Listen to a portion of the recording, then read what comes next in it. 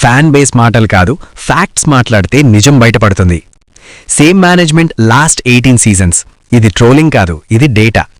Royal Challengers Bengaluru గత 18 సీజన్లలో ఎదుర్కొన్న వాస్తవ పరిస్థితి ఇలా ఉంది. ఒక్కసారి కూడా ఐపీఎల్ ట్రోఫీ గెలవలేదు. స్థిరమైన స్ట్రాటజీ కనిపించలేదు. క్లియర్ టీమ్ ఐడెంటిటీ లేదు. స్కౌటింగ్ సిస్టమ్ బలహీనంగా ఉంది. ఆర్సీబీ బ్రాండ్ ఇప్పటికీ బతికిందంటే దానికి ప్రధాన కారణం మేనేజ్మెంట్ విజన్ కాదు, విరాట్ కోహ్లీ. సూటిగా చెప్పాలంటే విరాట్ లేకపోతే ఆర్సీబీకి బ్రాండ్ ఉండేది కాదు. ఫ్యాన్ బేస్ ఈ స్థాయిలో ఉండేది కాదు. ఈసాలా కప్ నమ్దే అనే స్లోగన్ కూడా మీమ్గా మారేది కాదు. ఇది కఠినమైన నిజం. దీన్ని అంగీకరించకపోతే ఇంకా భ్రమలో ఉన్నట్టే. Turning point Dinesh Karthik entry. ఆర్సీబీకి అసలు మార్పు ఎక్కలు మొదలైంది. దినేష్ కార్తిక్ మేనేజ్మెంట్ రోల్లోకి వచ్చిన తర్వాత. ఇక్కడితో పాత ఆర్సీబీ ఆలోచనా విధానం ముగిసింది. డీకే వచ్చిన తర్వాత మేనేజ్మెంట్లో వచ్చిన కీలక మార్పులు. స్టార్ నేమ్స్పై ఉన్న అతి దృష్టి తగ్గింది. ప్లేయర్ పేరు కంటే రోల్ క్లారిటీకి ప్రాధాన్యమిచ్చారు. బ్యాటర్ ప్లస్ బౌలర్తో ఐపీఎల్ గెలవలేమని అర్థం చేసుకున్నారు. ఆల్రౌండర్స్ విలువను మొదటిసారి సీరియస్గా తీసుకున్నారు.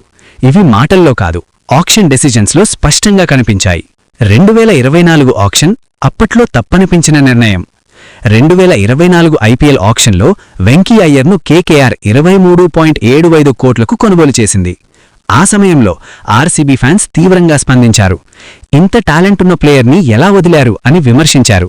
కానీ డీకే మరియు టీం ఎమోషన్లో కాదు, లెక్కల్లో ఆలోచించారు. ఆ డబ్బుతో ఆర్సీబీ తీసుకున్న ప్లేయర్లు ఫిల్ సాల్ట్, జోస్ హేజల్వుడ్. అంటే ఒక ప్లేయర్ కాదు, 2 మ్యాచ్ విన్నర్స్.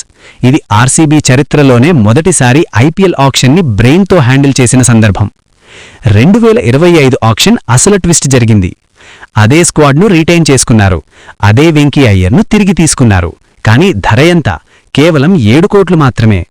ఇప్పుడు లెక్క స్పష్టంగా చూద్దాం. 2024లో వదిలింది 23.75 కోట్లు. 2025లో తిరిగి తీసుకున్నది 7 కోట్లు మాత్రమే. అంటే 16.75 కోట్లు సేవ్. అదే ప్లేయర్, అదే స్కిల్. ఇది అదృష్టం కాదు, ఇది మార్కెట్ సైకిల్ను చదివిన management strategy. Bro is a Sherlock of IPL. అతిశయోక్తి కాదు. దినేష్ కార్తిక్ చేసిన పని స్పష్టంగా ఉంది.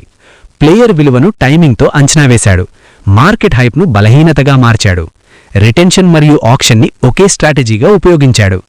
ఇలాంటి మైండ్ సెట్ ఆర్సీబీకి గత 18 ఏళ్లుగా లేదు. అందుకే 18 ఏళ్లుగా ట్రోఫీ లేదు. ఫలితం 2025 ఐపీఎల్ ట్రోఫీ 18 ఏళ్ల తర్వాత. ఇది ఊహ కాదు, ఇది కథ కాదు, ఇది రిజల్ట్. మారిన management decisions, clear rules, balanced squad, emotion కంటే క్యాలిక్యులేషన్. దీని